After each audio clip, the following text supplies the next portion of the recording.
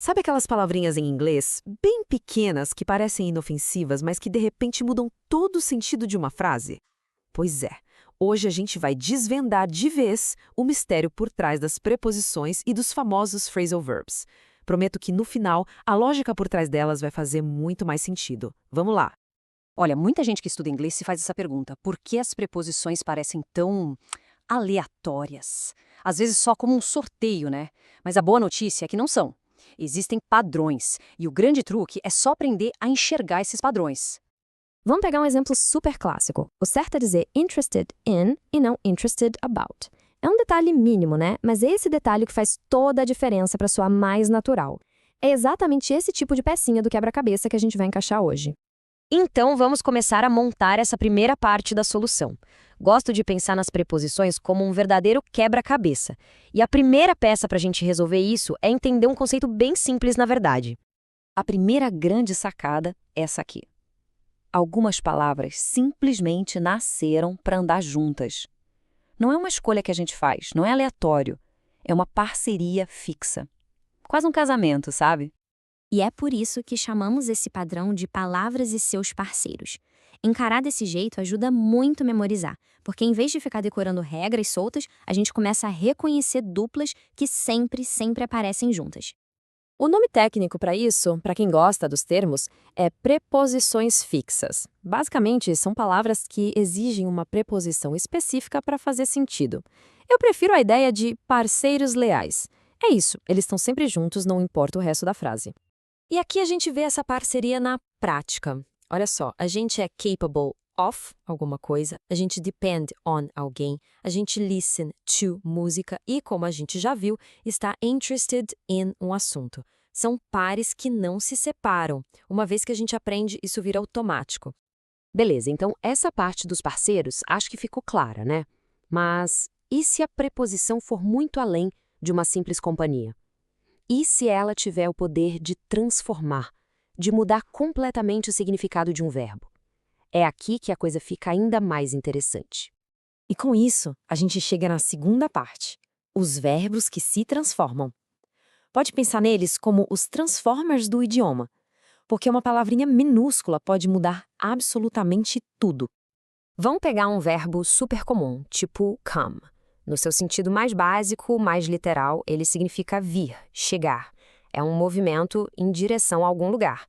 Por exemplo, na frase He came into the room, ele entrou na sala.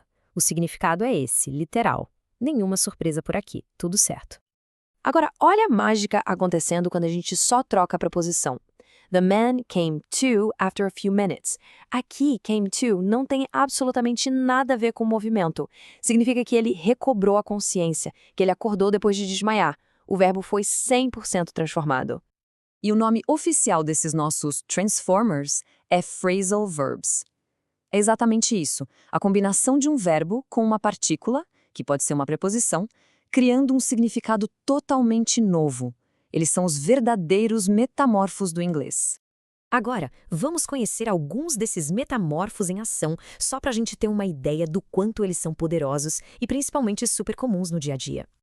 Pensem no poder do verbo take. Sozinho, ele significa pegar, mas se a gente junta com o back, vira retirar o que disse, take back. Com in, passa a ser enganar alguém, take in. Com off, vira decolar, take off. E com over, se torna assumir o controle, take over. É incrível. Uma única palavra, 4 significados completamente diferentes. Certo. Agora que já entendemos o que eles são e como funcionam, vamos para uma dica final, uma dica de ouro, na verdade. Tem uma regrinha sobre a estrutura desses verbos que, se for dominada, eleva o nível da fluência de um jeito impressionante. É o seguinte, alguns phrasal verbs são separáveis. Isso quer dizer que o objeto da frase pode ir ali no meio deles. Mas atenção, tem uma regra especial e muito importante quando esse objeto é um pronome, tipo it ou them. E a regra é bem simples. Se o objeto é um substantivo, como her coat, tanto faz. As duas formas estão certas. She took off her coat e she took her coat off. Perfeito. Agora, quando a gente usa um pronome como it, só existe uma opção. O pronome precisa vir no meio. She took it off. Falar she took off it está errado. Essa é a regra de ouro que faz toda a diferença. No fim das contas, a grande conclusão é que não se trata de decorar listas gigantescas de palavras. Não é esse o caminho. O segredo é treinar o cérebro para identificar 2 padrões principais que comandam tudo isso. E os 2 padrões são esses. Primeiro, os parceiros leais, aquelas palavras que sempre andam com a mesma preposição. E segundo, os verbos transformadores, os phrasal verbs, em que a preposição entra em cena para criar um significado totalmente novo. Com esse em mente, fica aí uma provocação. Que phrasal verb será que vai aparecer por aí hoje? É só prestar um pouquinho mais de atenção em músicas, filmes, conversas. Eles estão literalmente em toda parte.